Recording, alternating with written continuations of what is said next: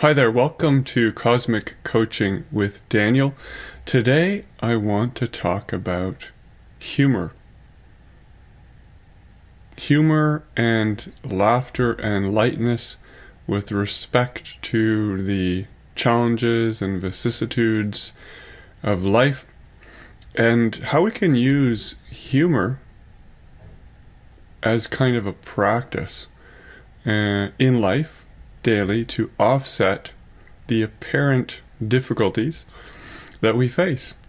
And the thing about humor and laughter is we find that as we grow up, we get more serious, and it turns out that children on average laugh several hundred times a day. I don't know what the numbers are, but it's over 300 times a day. And for adults, it's somewhere around 12 or 15 times a day. And you'll meet people that are very serious, they just have difficulty cracking a smile. And we know that humor is good for us because it actually boosts the immune system. And there's some people that have claimed to actually healed a life-threatening illness by just being silly and lighthearted in the last months of their lives. And they were able to have an incredible transformation. You may have heard of that. One of those stories in particular. I don't have the details, but you can check that out. Now, the thing is about the immune system is that it's obviously influenced by our emotional state. And because of something called epigenetics, what happens is the kind of psychological, mental, and emotional environments that we experience daily actually have an impact on the cells and the cellular structures. Because what happens is our thoughts impact our neurochemistry, the biochemistry in the brain, the neurotransmitter profiles. And that then impacts the hormones in the body, which influences the blood, which influences the cells. The cells are basically bathed in this environment of our body. And so the blood is carrying kind of, the chemistry of what we're experiencing and feeling. And so is the rest of the body and the brain. So what we're thinking, feeling, experiencing at any given time is going to be impacting our biochemistry. So if we can maintain genuinely happy, positive, and optimistic thoughts as much as possible, we're actually enhancing the biochemistry of the physical body. It's your temple.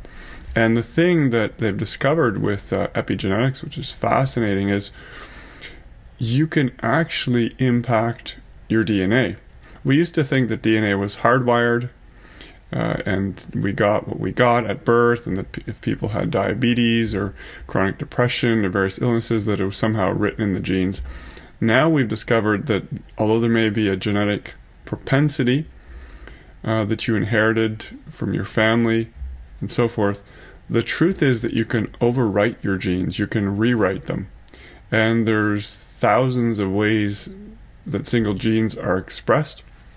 And we can actually change the expression of genes just merely by how we think and feel and the daily attitudes we experience, because again, it's impacting our neurology, our brainwave states, our neurotransmitter profiles, which is then impacting the biochemistry in the body. And if you've got a fight or flight response going on most of the time, we know that it's creating a lot of stress on the adrenals and the organs in the body, including the digestion. So we don't digest well when we're in fight or flight mode, and we don't heal as well. It's the parasympathetic is called the rest and digest branch of the autonomic nervous system. So if we're in a chronic state of fight or flight or freeze, that's revving us up for some kind of a scary challenge, some kind of a perceived threat in the environment that may or may not be there, but our sympathetic nervous system is getting ramped up for the potential threat. So the thing is, we want to try and embody as many practices as we can to offset that sympathetic dominant response that we see in society and activate the parasympathetic more often. So there's many practices you can do to change your attitude, to change your state. Anthony Robbins talks about the importance of changing state. You can reframe any situation you'd like just by flipping it around.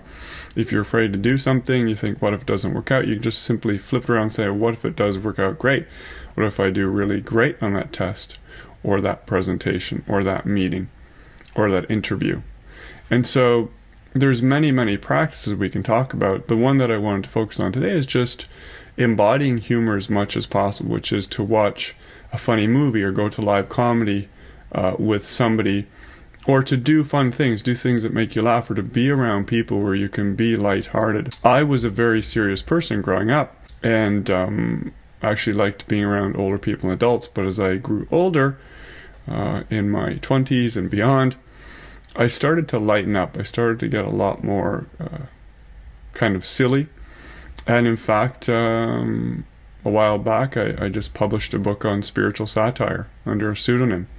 So perhaps I'll do a few videos on that topic.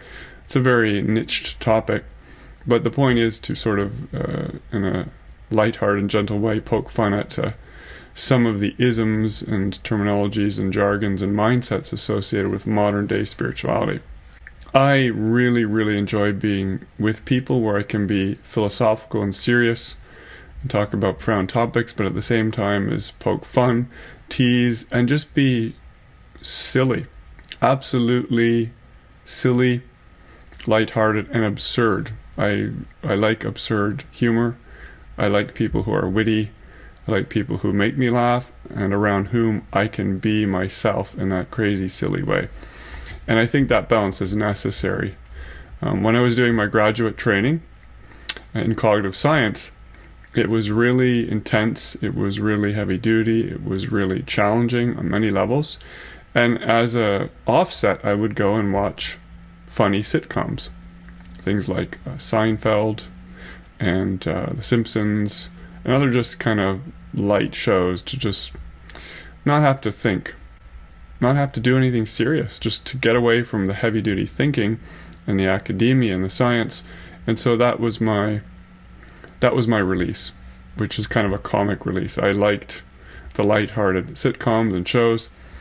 And for some people, they think that stuff's crazy and ridiculous. But for me, you can kind of see the intelligence and the subtleties in the humor that's written, whether it's a cartoon or a parody or a sitcom.